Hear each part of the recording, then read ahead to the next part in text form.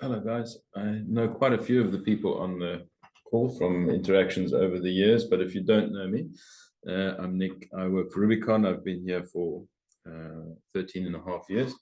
And my current job description is everything. No, I'm head of product, so under that falls all kinds of things, especially when people start talking about, are you aware of this latest new law?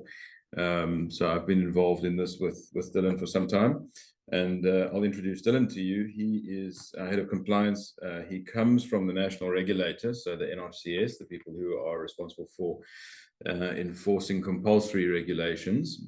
And in the solar industry, it's patchy, and sometimes that's worse than not having anything or having everything, because you don't really know where you stand. And I think this is a good example of that. The laws are there, but not everybody understands them. They're maybe not 100% clear. Maybe they weren't published and publicized very well. And so we have a little bit of an expert here, because he knows how the regulator thinks, but he also knows the regulations themselves. And those are very useful things to use together when you're trying to figure out this kind of thing. So I'm going to share my screen, and Dylan, please do jump in with me as I'm going. Dylan has done an enormous amount of very good work on this, so I can't take credit for all of his hard work. I just need to get my Zoom to behave because it's not sharing my screen correctly, so just bear with me. Let's see if it's going to do it well. Sure. Okay, can you guys confirm that you can see that? Good. Great. Okay, so what is EPR? It's a little bit of a buzzword, and maybe we don't even know what it is. So EPR stands for Extended Producer Responsibility. And in the end, it's an environmental protection law. It is very closely, it's a very close copy of a European law that is, it's almost word for word if you go and read the legislation. The UK has exactly the same thing as well. There's minor tweaks to it, but it's not just something that was plucked out the sky. It's really an international standard, let's say. And what it's all about is making sure that goods that are produced are responsibly disposed of. That's kind of the bottom line. And it's not specifically a solar industry discussion. It is a general waste electronic goods or waste electronic equipment thing. So it's applicable to hair dryers and toasters and washing machines and many things, any appliance. But there is a focus on the solar industry because of the volume of equipment that's coming in. If you think about the numbers of devices that are coming into the country, you know, there's this sort of, people are saying how much equipment came into the country last year. Well, it could be as much as 2 gigawatts of solar panels. If there's as much as that, or even half that, break that down into the numbers of containers and the number of individual panels that are going to have to be recycled just from this year. Or last year, I mean, the numbers are staggering. So it does make sense. The basis, or the kind of the cornerstone of it, or the bottom line, is that if you are either the manufacturer in South Africa, or you are the importer, in other words, the person whose name is on the SARS documents, you are directly responsible for that. What does it mean? Well, it means that you have to provide for the disposal of that equipment. And you can do that in one of two ways. You can either do it yourself, and that's fine, or you can appoint what's known as a PRO. And the PRO is the person who's kind of your third-party contractor, let's call it, who will do it for you. That's the synopsis of what it is. So if you and now you could say, well, you know, I'm not a distributor, I'm an EPC. You know, if you are the importer of record, so Carl mentioned earlier on, you know, maybe you think you can bring the stuff in cheaper or better or faster or fancier yourself, no problem. you are then the EPR laws are, or the EPR law applies to you as the importer of record. So in our particular case, if you go and look at the way that the law is written, it says that well, let me come back to that in a second. The law is quite onerous. If you want to be the appointed person, whether you are the importer or the PRO, you have quite a few responsibilities that you have to fulfill, and some of them are not that easy to fulfill. So, for example, you have to involve waste pickers in your plan. So, in other words, there's an employment responsibility. You know, there's community and social responsibilities built into the law. And yeah, you also have to be able to prove what you've done with them, the fees that you've collected, how are you going to do it, and it's all fully audited.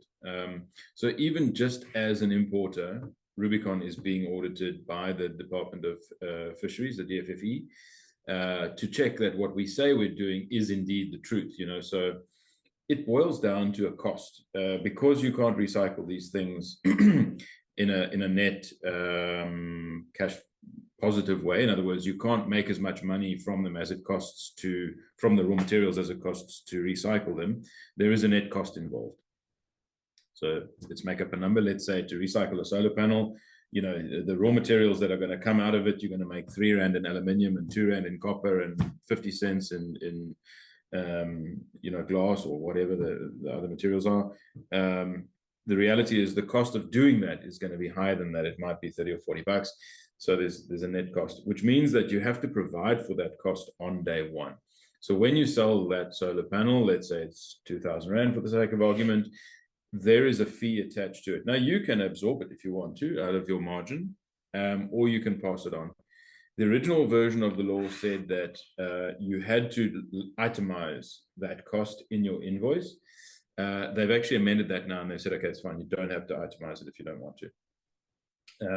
But somewhere along the line, you have to have that 30 bucks and you have to put it somewhere. You've either got to give it to your PRO, or if you are the PRO, you've got to have it in a fund and manage it for the lifetime of the product until such time as you need to spend that money. So if you look at all of the responsibilities, Rubicon as an organization took the decision to appoint a PRO, and they do all of that for us. So they're the middleman or the third party that I mentioned. There are several of them, but the PRO that you appoint also has to be accredited. It's not, you know, you can't just phone your mate up and have an agreement between you. It's a proper accredited organization. They're also audited quite heavily as well. Okay, they will, at the end of the life of the product, take over the full responsibility. So Rubicon will phone up our PRO and say, you know, solar plant ABC is being deconstructed. Please go and fetch all the solar panels. They then send a truck, and they then will take them to the waste disposal facility and fully and properly dismantle and recycle that down to its base components. In a way that complies with what the law requests. You know, it's not like they can dig a hole and bury them and say, okay, we've done what you asked. It doesn't work like that. Okay, so I know that if you haven't heard of this whole thing before, you're probably going, gosh, this sounds like there's a lot of question marks here. How did this come about? Why does nobody know about it? Where does all this money go? Is it going into dodgy pockets? Who's going to sit on the money? How can we prove that it's still going to be there in 10 years? You know, there's like 52 different questions, and we asked all of those questions. We had a large number of people sitting in a room more than once from our organization going, how does this make any sense? What happens? Is it going to make us uncompetitive? What about the people who don't bother doing it? We went through all of those things, and in the end we said, okay, well, let's get a legal opinion and see what their opinion was. And we actually used one of the big firms. I think it was either ENS or Weber Wenzel, I can't remember. They came back and said, there's no discussing this. It is the law and it does apply to you. Don't waste your time arguing about it. So we spent the money, and we have now gone ahead with the implementation of the EPR or of EPR within our organization. Just one of the lines, it says it's not merely a recommendation, it is absolutely mandatory and it is absolutely legally enforceable, with severe penalties up to jail time for the directors if you don't comply. So then the question is, okay, well, if it's absolutely mandatory, how do we apply it? What is it applicable to? There are multiple things outside of our industry that, as I mentioned, there's electrical and electronic equipment, lighting and lighting equipment, paper and packaging, portable batteries, and lubricant oil. Those are the 5 headline items. Within line number 1, the electrical and electronic equipment, you can imagine how broad that is. It's super broad. People like Samsung or LG or Massmart, for example, have had to register. The way that the scheme works is that you need to register yourself on the DFFE website. So there's a little database on the DFFE website. You can go and open it yourself and see who is registered and who is not. And you'll see there's the Massmarts and the LGs and the Samsungs and all those kind of obvious people are all on there. And they are largely compliant. The large corporates are certainly taking it seriously. But there are also some obvious holes in the list. If you look through the list, you'll definitely see some names that are conspicuous by their absence.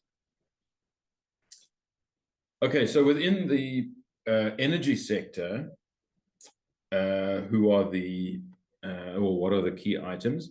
So solar panels, inverters, batteries, paper and packaging, and EV chargers. The other thing that is on the list is cable as well. Cable is a little bit of a different animal because cable has value. So it's very unlikely that I'm going to pay somebody 10 Rand a meter to go and recycle it when I can sell it for 20 Rand a meter. But it is nonetheless covered by the regulations. I'm sorry, I can't present and see any hands and chats and stuff at the same time very easily, so please interrupt me if you have anything to say. So the question then is, what is the cost to recycle this stuff? How does it work? It's all done on a per kilogram basis, and the cost per kilogram depends on what the item is. So if you're recycling a battery, you'll see the fee there, 3.17 Rand. If you're doing a solar panel, 1.26 Rand. So the numbers vary according to what it is. And that's something that you negotiate, or you either calculate it for yourself for what it's going to cost you, if you're going to be the recycler, or you're going to take on the responsibility, or you negotiate that cost with your PRO. Now, the numbers are not just kind of plucked out the air, they are also approved by the DFFE as well. The PRO we use has a certain structure, and that's sort of approved. Now, to calculate, okay, well, what does that mean per product? You know, if a solar panel weighs, let's say 30 kilos, for example, you can multiply it by 1.26 Rand. You can see you're in for a bill of somewhere in the region of 30 or 40 bucks, depending on what solar panel it is. Inverters, 1.18 Rand. Batteries, so if you're looking at industrial batteries, is around 3 Rand a kilo. Lithium-ion batteries, 3 Rand a kilo times 40 kilos or whatever it is, depending on the size of the battery. You know what it's going to cost you. As a percentage of the product, it obviously varies, but it's fairly low single digits, 2, 3, 4%, something like that, depending on what you're talking about. It can be a little bit more on low value items. Yeah, it varies a little bit.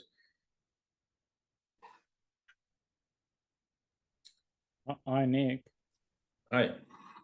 Nick, sorry, just want to apologies for the interruption. You did say we should do just that. So I've got a quick question. We've got a couple of guys that have logged in after you've started, so they might not be aware of what it is you're actually presenting on. Would it be fair for me to summarize it by saying that everybody that distributes products have to pay a recycling fee in order to ensure that whenever the goods come to the end of life, that the recycling of the product would be taken care of? Is that a fair way of stating it? Yeah, that's a fair summary. The cornerstone of the conversation is you are responsible for recycling anything you either manufactured or imported, and what that boils down to is a cost to do so at the end of its life.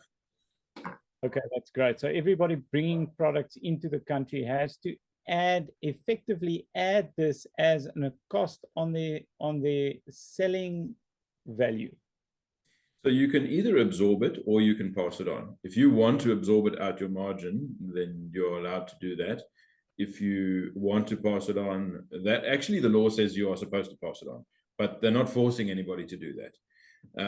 In our industry, it's obviously, it's competitive. The margins are razor thin, especially on a large project. You can imagine if you're tendering on a 1 megawatt or a 5 megawatt or a 50 megawatt, 100 megawatt solar plant, the margins are super thin, and it's difficult to just absorb that. Absorb 3% or something on top of your cost of the product. So in many cases, it would have to just be passed on. But that's a commercial conversation for the importer to have. I just want to emphasize, Carl, you mentioned that if you're the distributor and you're bringing it in, remember that it's not just, you can't just use the distributor label, it's the importer. So if it was a distributor, if it was an EPC, if it was your granny trying to do something with her pension money to make a few extra bucks, she is the importer of record and she is liable for it.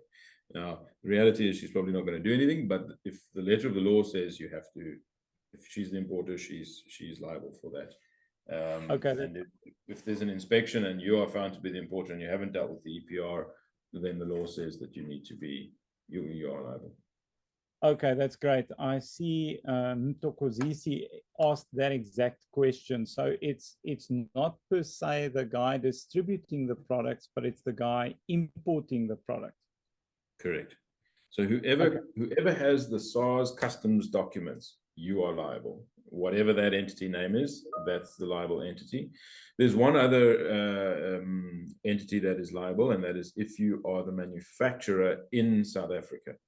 So some examples would be Apex with our inverters, Solar MD with their batteries, whoever. Think of all the guys who are making stuff locally. That would be the only alternative, or the only other responsible party would be the local manufacturer. Okay, is there anything, Mark asks, and I don't know whether I'm prematurely asking this question, it's just a question that came up now. Mark asking whether, like with the scrap metal industry, is there something in place for installers to make a bit of extra money on panels, for example, if we were to scrap them and return them, or how does that process work, or is it still coming up? It's not coming up. So you're saying if the installers behaved like a third-party collection mechanism, is that what you're saying? And sort of like a middleman to facilitate that? Do I understand you correctly? Yes. Is there for installers, is there an income opportunity for installers out of products that are being scrapped? Okay, so there's two. I think it could mean one of two things. One is like the collection middleman guy, and then the other is, could we maybe resell those products if they've still got another 8 years life in them? Yes. The answer, if it's the first one, is I don't think so. Not in the case of the way Rubicon has structured it, because the agreement we have with our PRO is that it's door to door.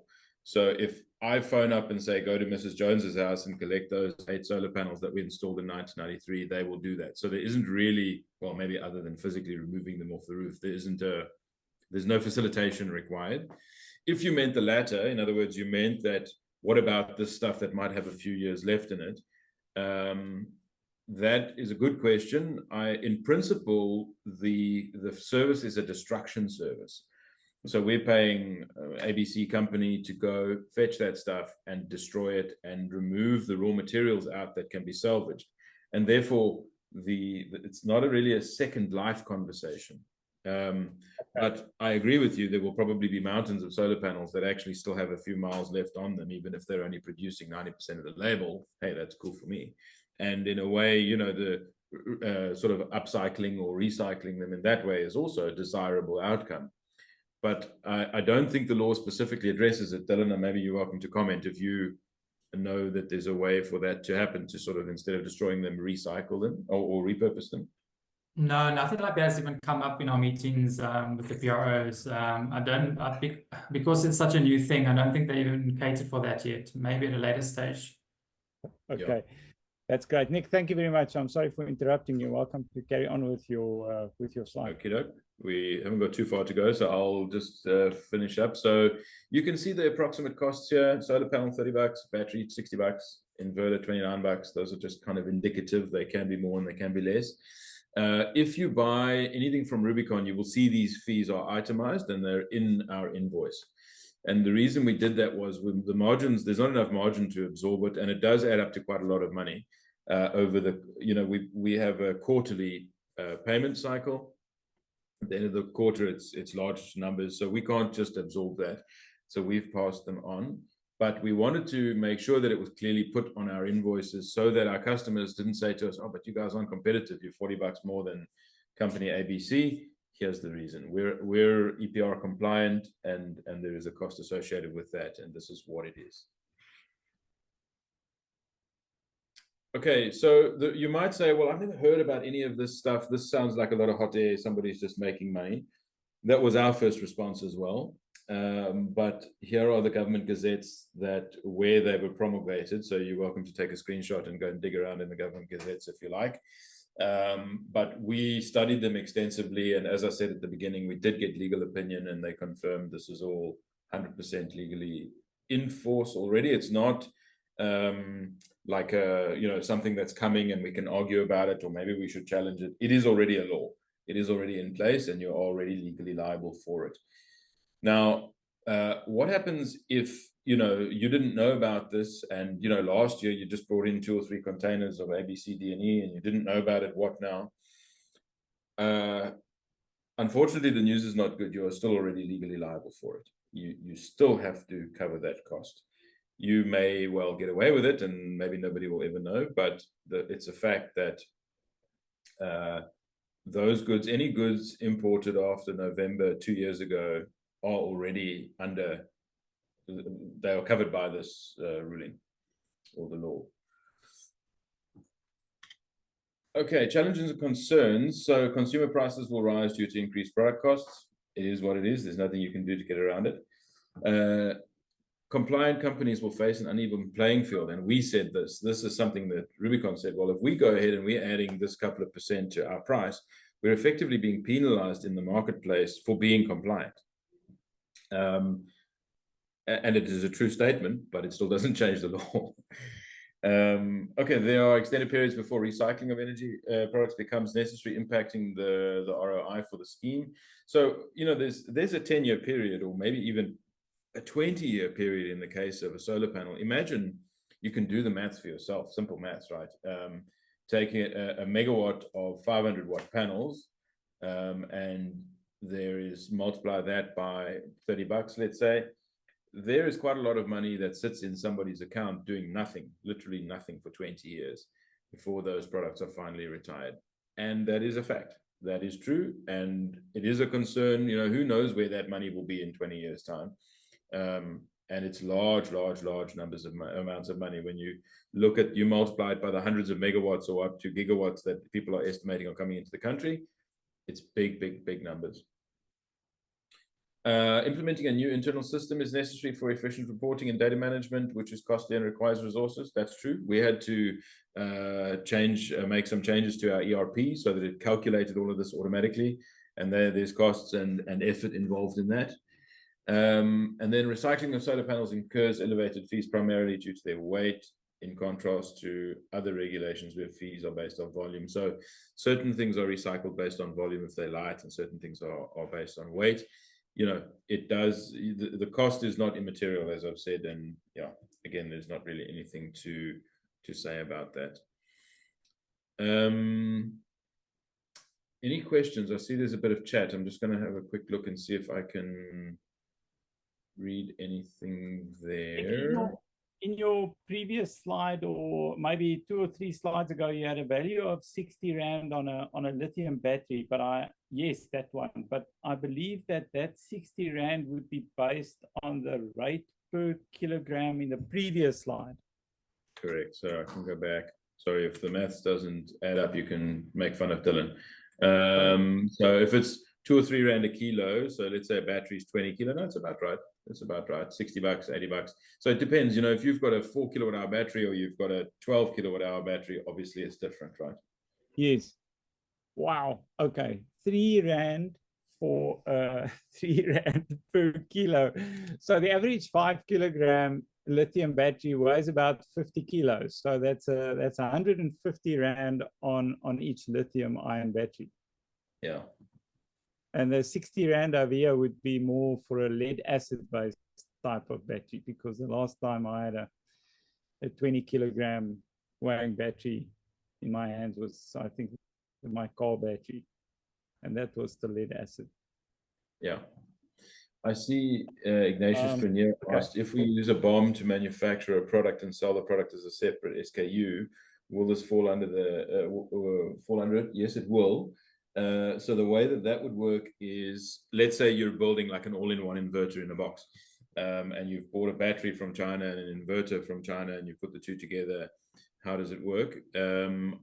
Dylan, comment here if you disagree with me, but I think the way that would be seen is that it would be a final product, and the final product would be levied in and of itself. So you would get a PRO to agree a cost per kilo to recycle the whole thing, and then that whole thing would be treated as the EPR, and you as the manufacturer, that's where the liability would lie. Okay. That's right. another. Nicholas has also asked a question there, but I think that Nick, so it's a concern that everybody has. Do you know if the funds will be ring fenced for disposing and recycling of goods? So the government is not actually involved in the management of the funds. The funds sit in private entities. So the PROs are not government entities, they're private entities, and they have financial structures to manage those funds. So I think everybody is naturally a bit suspicious. Where is this money going to end up? It's not a government conversation, it's a private entity conversation.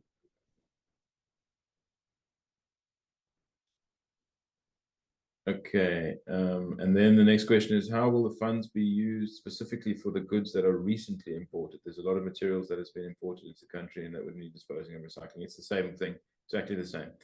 So think about, everybody knows that there's a lot of solar panels sitting in warehouses at the moment, probably a couple of 100 megawatts. There is a liability attached to those, whether they've been sold or not. The law says that you pay based on import, not based on sales. So we initially were paying based on our invoices, and you actually have to pay based on what you brought in. So yeah, that money is kind of effectively due when it crosses into South Africa and it's released to you. It's not like you have to pay it the same day, but nonetheless, that's what triggers the billing, if you like. It's the fact that it came into the country, not the fact that you sold it. So those 500 megawatts, you can do the maths yourself. There's I think a 4 million rand bill waiting for those people who are sitting on those. Then Mark said, where is the money going to? It sounds like a bit dodgy. We had the same concern, and we said it to the lawyers who we consulted with, and they shrugged. They said it's irrelevant almost. You know, I know it's not irrelevant, but in terms of your compliance with the law, you have to do it whether you have that concern or not. And you have to choose a PRO who you think is going to be around for 20 years or whatever. And hopefully, yeah, everything is still there when you need it. Then AREP asked, where can the members find a PRO? So they remember that they are registered on the DFFE website. So you can find a PRO on the DFFE website. Dylan, I think it was you who just posted the link there to the list. I'd recommend you go and have a look around there. You'll see who is registered, who's not registered, and who the PROs are as well. There's not just one PRO, because the PROs are specific to the different industries. So, for example, if you're looking at lighting, there's PROs that are specializing in lighting recycling. If you're looking for somebody to recycle solar panels, there's a PRO who does that, or there's multiple PROs who do that. And similarly, you saw there was oil and cardboard and other things as well. So you need to choose based on what you need and what you're selling. All right, that is the end of the presentation. Unless there's any other questions, I'm done. Nick, that was excellent. Thank you very much. I think you guys should consider registering a PRO. But anyway, not when you go and read the law, and you'll see why we didn't do it. Even though there's a lot of money waiting to be sat on, the pain is also fairly intense. Yes, I can imagine. Okay. That is excellent. Nick, thank you very much. That was quite insightful. I see just Mark has a last question. So if panels have to be replaced due to hail damage, I've come past this. Do we as installers have to take these panels to the likes of Rubicon? So that kind of, this kind of brings us back to PRO. No, it's an excellent question. So and I think you're probably going to say this sounds like a loophole, but it really isn't. The way that the contract and the way that the law is written is things that are warranty failures are not covered by it, and things that are like damage, like fire, theft, or not theft, but fire and hail and, you know, fell off a truck or whatever, are also not covered by it. I don't know why that's the case, because you've paid the fee, right? So you would say, well, obviously. So you've actually got to pay to recycle that, and separately, it's not covered inside the product itself. Specifically, the law is talking about end of life. If you go and read the letter of the law, it's true, it does say that. It's like, okay, this thing has now reached the end of its useful life, it needs to be recycled. You know, if you put a panel in there that wasn't working, nobody's going to go and test it to see if it failed or if it was actually end of life, obviously. But according to the technicalities of it, that's the way it works. But let's say you brought in, you now do have such a plant, and you did buy the goods from us. Fortunately, we serial track everything we sell, so we know where you didn't buy it from company ABC, who don't do it. And I can tell you that almost all of our competition do not do it. That there's maybe one or two of our competition who are looking at it but haven't fully implemented. So we will check if the serial numbers are ones that we sold. If they were, just phone us and say, hey, you know, you don't have to even bring them to us. You can phone us and we'll collect them from you. It's the way that our agreement works with our PRO. They send a truck, they go and fetch them. If you have one in the back of your bucky or whatever, we will start a recycling bin here. We haven't done it yet because, well, nothing's end of life yet since we've been doing it. But we will be able to also receive them locally if that's a requirement at one of our branches. So our PRO terms and conditions are either bring it to our branch or phone us and we'll collect them from your site. Wow. Nick, thank you very much. This was fascinating. Raymond, I think I'm going to close the meeting with Raymond's last question, saying, I assume that this would apply to imports for personal use too, but I don't think so, because the information that you enter when it's a business-related import, you actually have documentation that looks at the import codes and that kind of thing. Whereas if it's something that's brought in personally, it might just be a gift and it kind of slides past. I think so. Yeah, I haven't seen any provision for that in the text that I've read. It doesn't say anything about if you bring it in for yourself, you have to provide for it or something. I haven't seen that.